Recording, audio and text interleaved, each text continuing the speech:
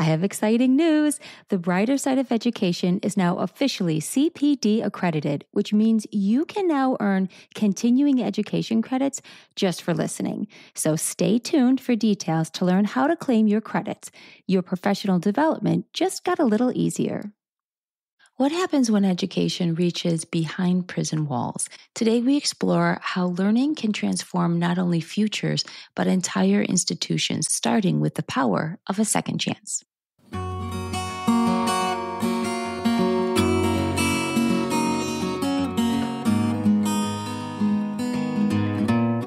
Welcome to the Brighter Side of Education, Research, Innovation, and Resources. I'm your host, Dr. Lisa Hassler, here to enlighten and brighten the classrooms in America through focused conversation on important topics in education. In each episode, I discuss problems we as teachers and parents are facing and what people are doing in their communities to fix it. What are the variables, and how can we duplicate it to maximize student outcomes? Before we begin our conversation, let's take a moment to explore the broader context of education in corrections and why it matters. For many years, the focus in prison education has been on basic literacy and GED completion. But growing research shows that more advanced educational programs, including vocational and college-level offerings, can yield powerful benefits both inside prison walls and after release. Transformative learning theory developed by Jack Mesenroe suggests that adults can undergo significant shifts in perspective through meaningful educational experiences. In the prison setting, this can lead to changes in behavior, increased self-worth, and even a reduction in disciplinary infractions. A 2021 study by Dina Payton emphasized that incarcerated students who engaged in education programs were more motivated and had better reintegration outcomes. While Payton focused on recidivism, the tendency of a released individual to be rearrested and returned to prison, her work aligns with case studies like one in Indiana that showed that those enrolled in college-level courses committed fewer infractions than their peers. This behavior link is further supported by Jeremy Courtney's 2019 study, which found a statistically significant drop in misconduct among inmates who participated in education programs compared to those who did not.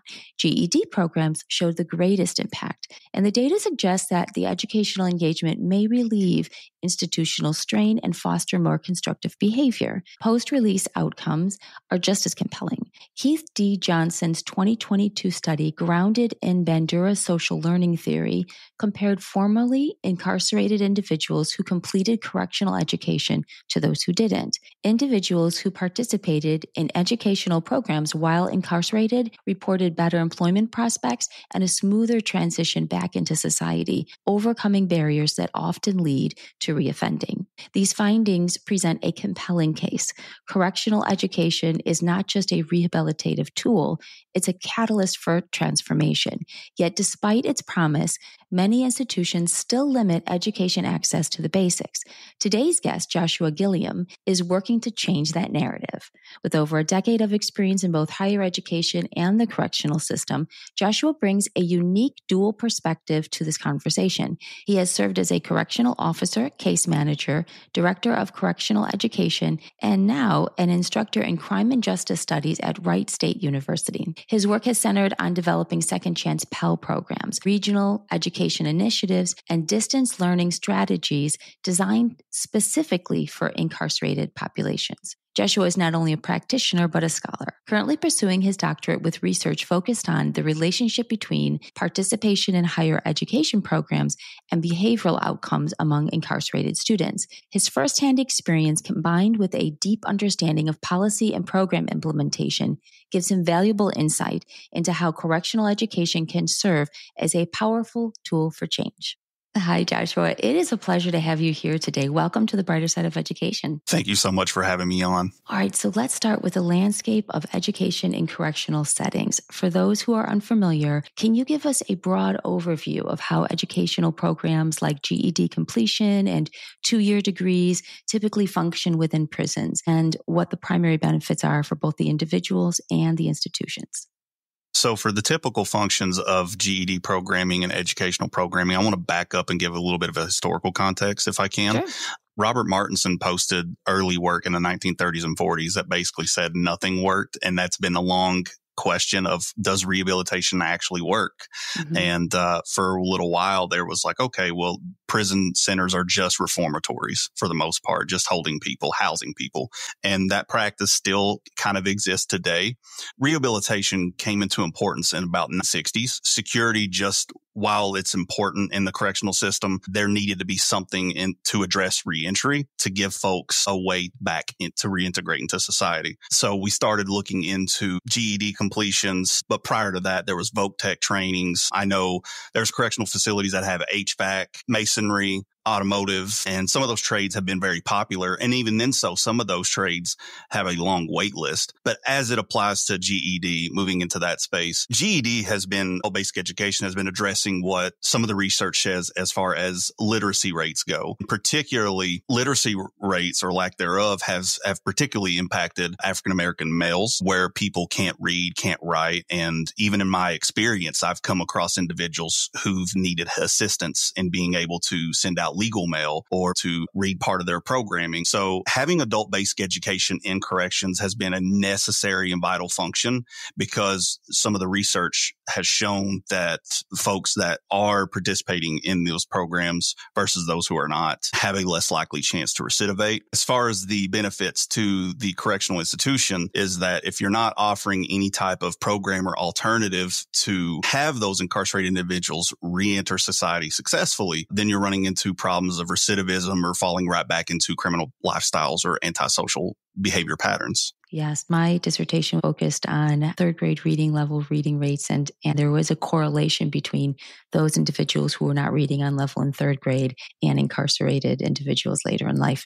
It really does play a significant part, because your future career options are diminished when you don't have those basic skills to be able to acquire the jobs that require those things. It's great that the corrections facilities are addressing some of those needs. And what about the 2-year degrees? How do they typically work in prisons? So they work in two ways. For those that have been in this space for a little while, and by little while, we're talking about Second Chance Pell programming, went into the facilities themselves, have taught those classes, have had the classroom space. To add more light to that, classroom space is a premium in correctional facilities because space is not always available. So if those spaces aren't available, it's mostly what we would consider a hybrid model, like 50-50, maybe 50% in person, 50% online, or asynchronous. So those are the two ways right now that education is being delivered. And you're starting to see states like Michigan, Kentucky, Ohio start to embrace that. But there are some states that haven't really entertained, or there's even some 4-year universities that have not considered this space yet, which is why I'm here today speaking on the importance of that dialogue and that joint partnership between a college or a university and a correctional institution. What are the benefits for the institution? Benefits for the institution is addressing recidivism. You know, while the research has positively shown that GED completion rates are aligned with reducing recidivism, GED is not necessarily addressing workforce barriers, which it's essentially running into roadblocks for incarcerated individuals. Yes, we can give them work trade employment, but for example, one of the programs that I helped develop was the human services, and you're starting to see a lot of folks move into that space because if they suffered from substance abuse, they want to give back and help those struggling with substance abuse, addiction, so on and so forth. So those 2-year degrees are opening pathways that otherwise would not be available to that population. It must lend to a safer facility for everybody if there's less infractions that are happening. And so you could see where the correctional officers then have a safer environment to be in. There's a shortage of correctional officers. And so having a safer environment then may be more appealing for people to come into that line of work. So I want to add to that because you made a great point in terms of just modeling that behavior for not only less infractions, but you're committing to a safer environment, not just for prisoners, but for staff, for your auxiliary staff, for your security staff, which means you're not having officers getting stabbed. You're not having fights that break out. If you do go charge free to a point, and by charge free, I'm talking about behavioral incident free at an institution, you could essentially like move to a lower level security institution and gain more opportunities because they might have more resources at another institution than there would be at the current facility. The trick to that, though, is if you're enrolled in a college education program 2 years, you'll want to stay there to finish your degree, because right now there's not a whole lot of transfer agreements right now, but would like to see that. And that's why we want to talk about this, because let's say a prisoner has a family member who's ill, but they're not going to make it. They may want to move to that facility, but they don't want to risk their education. That's a tough spot to be in. So if you have colleges being able to work together to be able to not necessarily take substitutions for courses, but if we're able to transfer college to college, that's pretty important in terms of closure and being able to think critically too. I could make an argument that if that individual does not get to go close to home during that difficult time, it might lead to something behavioral. Maybe. Yeah. Right. And I'm surprised that there's not any sort of transfer of credits that would be allowed to happen, because a lot of times everyday people will, transfer their credits from one college or one university to another. And that's kind of a common thing. So I'm surprised that it's not more readily available for those programs that you're working on. And I could see where that would definitely be helpful for somebody, especially if maybe you started a program and maybe you leave the corrections facility, maybe you still want to finish it, or so it just gives them more flexibility, more opportunities. So to give a little grace, the programs are new and they're still trying to figure this out. But I did have an individual who did parole out, and we were able to transition from that one college to the nearest serving community college under that branch, and was able to continue and graduate at his nearby community college. And some of the courses were completely asynchronous, but then sometimes you would have an educator go into the facility. It wasn't often, but it did occur. And you served as the Director of Correctional Education and worked in various roles within the Virginia Department of Corrections. So from that vantage point, what are some of the unique challenges and opportunities you encountered in bringing educational programs to incarcerated populations? One of the biggest challenges, and I've got two of them that I'd like to discuss, is that the security of the institution. Right? Just like colleges, prisons aren't all created equally. Depending on the security level of the institution, may have more restrictions than others, right? You have road camps, you have minimum medium facilities, and then you have what I worked in Virginia, Supermax. And those opportunities can be limited. Trying to deliver not just an educational service, but an accessible and quality educational service can be problematic. And I'll give you a further example of that as far as the security of institution goes. There was a policy last year that came into play as a paper policy. And the reason they implemented this paper policy was to address the drugs coming into the facility. And understandably so, there was a point in time where I would, as a director of correctional education, bring in textbooks, supplies, so on and so forth, because they had trust in me. I was able to establish that rapport with my professional background. But the problem we're running into is now there are processes that could hamper, delay. If classes start on this week and textbooks aren't coming in to a certain point, some of this work has to be done super early to ensure that all the resources are available and the adequate access to resources. Just another example is that some students have access to computers. Some students are doing their classes from a tablet. I think of my students here at Wright State, and we have accommodations for accessibility services. If you have older students who can't quite see, or the screen's not bright enough, or the text is small, it's hard to address these problems. So those are just some of the challenges that can be presented within the institution, or at least the level of security. What kind of opportunities have you encountered? So the opportunities that I have found, because again, we're speaking primarily from someone who has worked in a facility that has had a lot of restrictions. In my experience in Virginia and Kentucky, is there's an opportunity for cohorting. The amount of networking we had going on with the students that would come to the office or would meet up in the hallway to talk about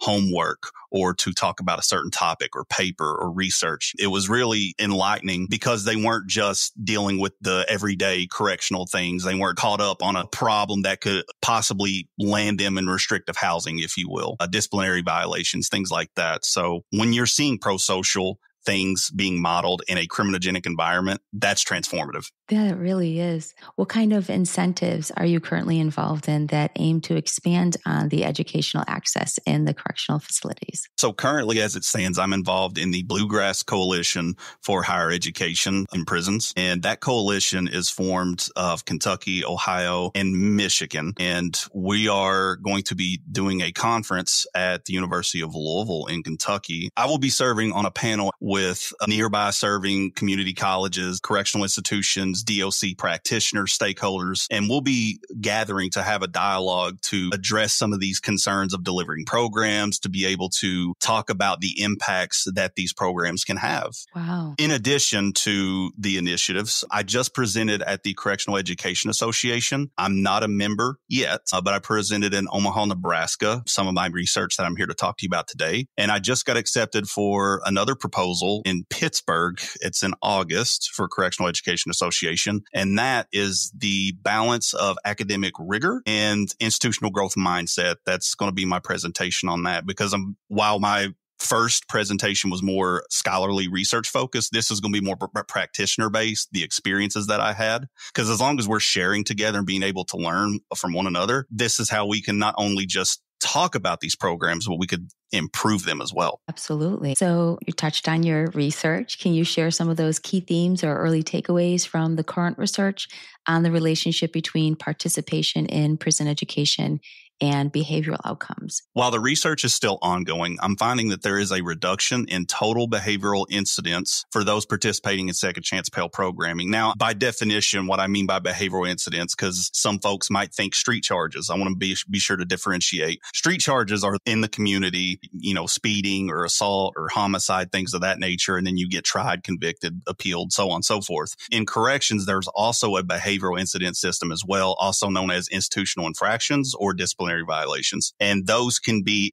aside from total infractions, going to be breaking it down as classification of minor and major infractions. So minor can be anything as simply being in an unauthorized area, whereas a major infraction could be escape or drugs or gang paraphernalia, because gangs are zero tolerance policy within correctional systems. But that's kind of one of the early takeaways right now. And while that's significant in terms of not just modeling behavior inside the stay of incarceration, but how that can transition to the outside upon release. Additionally, one of the key themes I've found from the data is that older incarcerated individuals value education more so than young prisoners. I saw a lot of the older individuals kind of take on a mentor role of sorts and helped the young individuals come in. And there is a difference in mentality. Again, working in corrections, I remember for lack of a better term, the old head style convict mentality, whereas now the younger generation is coming in and it's more, for lack of a better term, instant gratification. And there is a difference. So that older population is able to mentor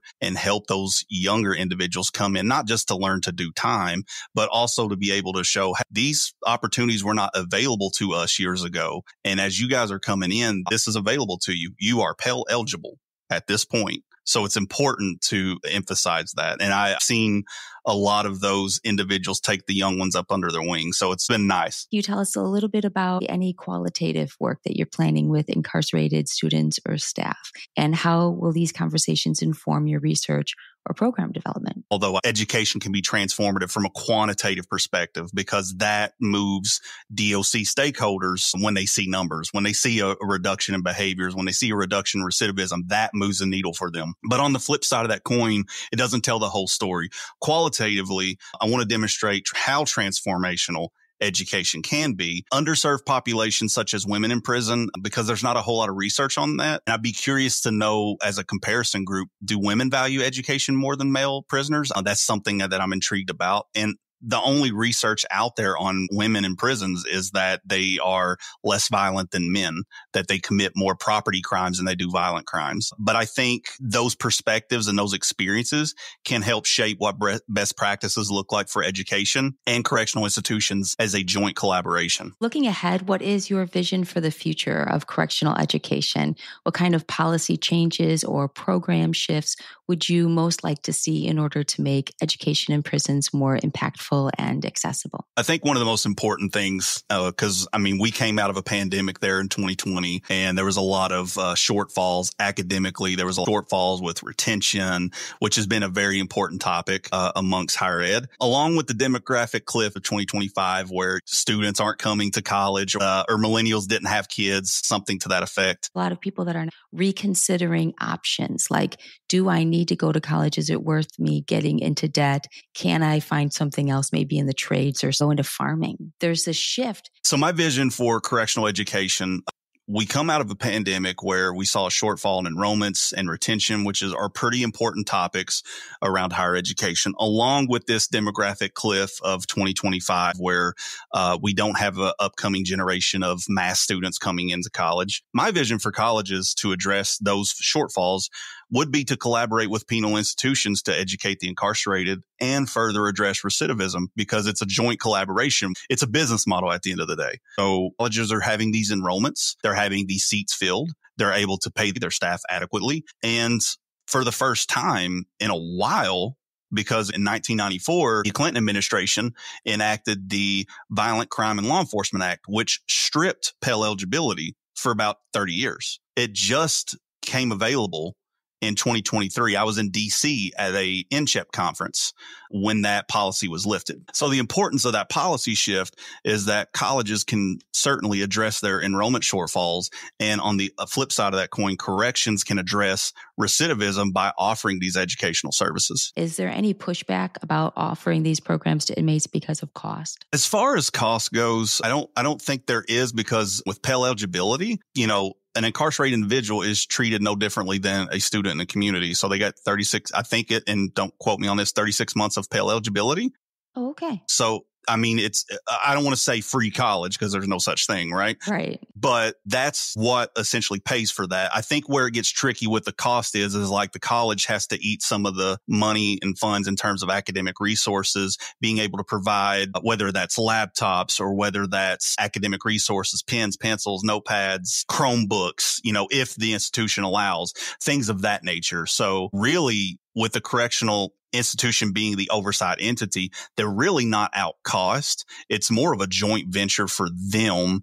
Is there anyone that comes back and says, like, I don't think my taxes should be paying for incarcerated people to be getting a college education when I can't even afford it, or my kids? Just wondering if that was part of a conversation that you've encountered as part of a challenge. So there's always a point of contention, always an opposing viewpoint to any topic.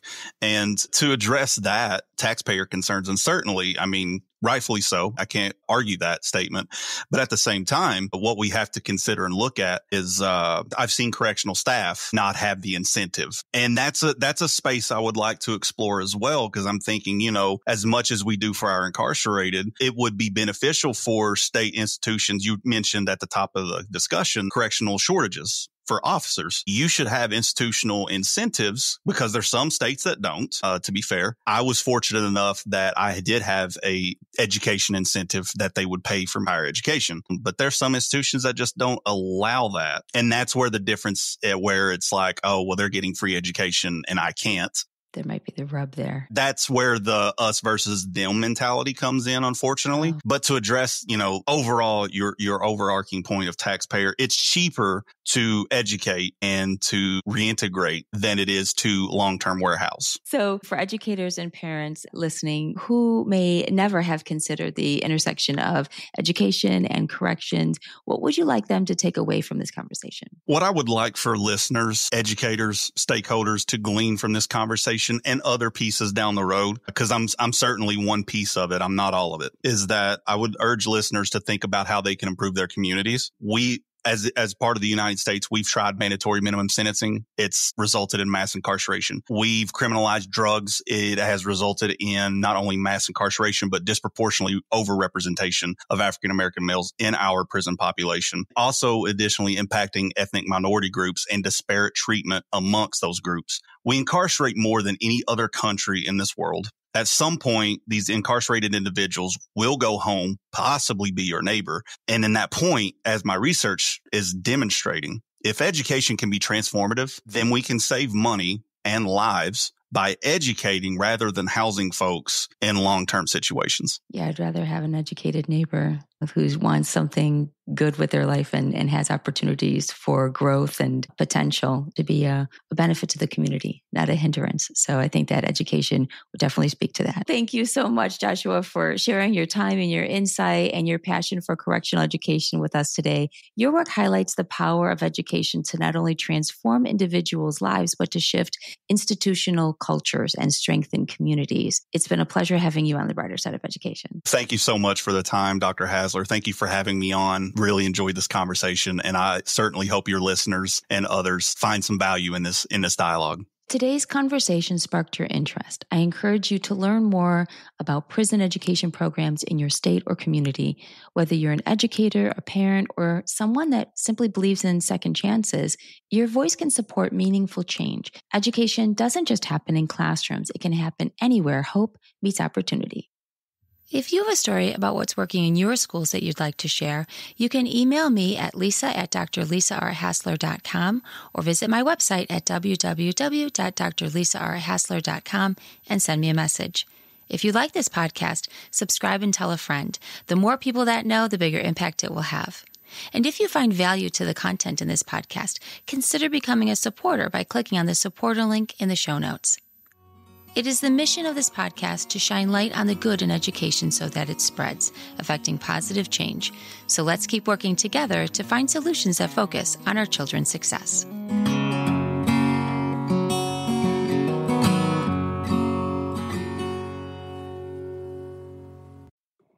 Thanks for listening to today's episode. These conversations, insights, and resources are valuable professional development, and now they officially count.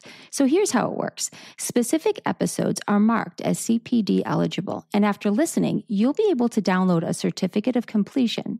This can go towards your required annual learning hours. So head to the show notes, and there you'll find the link and unique episode code needed to claim your certificate.